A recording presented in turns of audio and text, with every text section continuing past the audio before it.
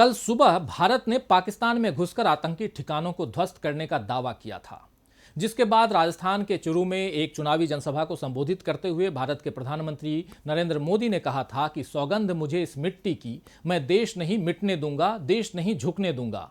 आपको विश्वास दिलाता हूं कि देश सुरक्षित हाथों में है।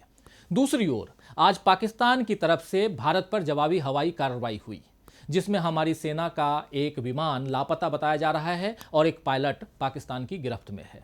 इसके बाद शाम को पाकिस्तान के वजीर आजम इमरान खान ने बयान जारी कर कहा है कि क्या हमें इस वक्त सोचना नहीं चाहिए कि यहां से लड़ाई बढ़ती है तो ये किधर ले जाएगी, न मेरे और न ही नरेंद्र मोदी के नियंत्रण में होगी।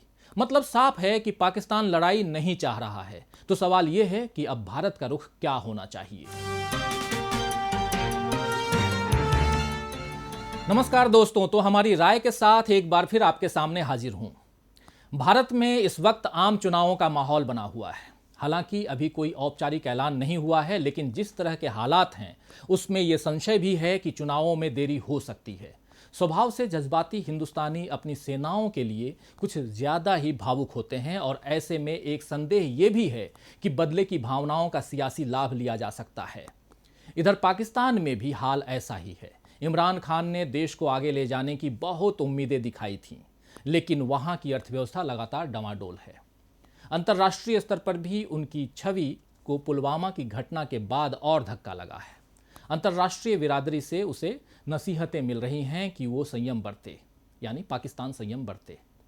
घरेलू मोर्चे पर पश्तून आंदोलन और बलूचिस्तान में चल रहे संघर्ष को संभालने में सरकार वहां की वो नाकाम साबित हुई है, जबकि सेना पर आरोप लग रहे हैं कि वो आम जनता पर अत्याचार कर रही है। ऐसे में पाकिस्तान की सेना और सरकार दोनों ही चाहते हैं कि जनता का ध्यान इन मामलों से हटे। पाकिस्तान में जो चरमपंथी ताकतें हैं उनका स्वार्थ भी भारत और पाकिस्तान के रिश्तों के खराब होने से ही है।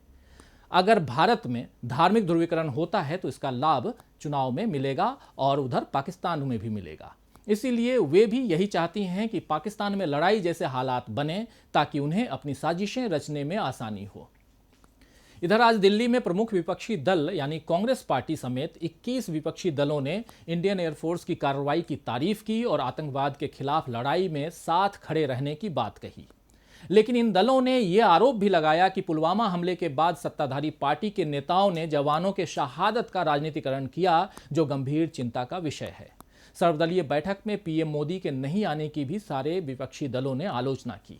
मतलब साफ है कि विपक्षी दल देश हित में सरकार का साथ देना चाहते हैं, लेकिन अगर सत्ताधारी पार्टी भारत और पाकिस्तान के रिश्ते को चुनावी मोर्चे पर भुनाने की कोशिश करेगी तो वो खुद को अलग थलग पाएगी।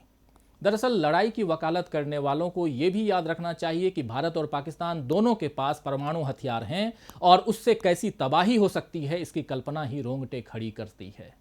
भारत और पाकिस्तान दोनों देशों की सरकारों को पहली कोशिश यही करनी चाहिए कि वे स्थितियों को सामान्य करें और युद्ध के हालात न बनने दें। यह अच्छी बात है कि पाकिस्तान के प्रधानमंत्री इमरान खान ने पुलवामा हमले पर फिर से बातचीत का प्रस्ताव भारत को दिया है। उन्होंने पहले और दूसरे विश्व युद्ध, अफगानिस्तान, वियतनाम जैसे तमाम उदाहरण गिनाते हुए कहा है कि जंग शुरू होने के बाद किधर जाएगी और कब खत्म होगी इसे तय कर पाना किसी के हाथ में नहीं होता।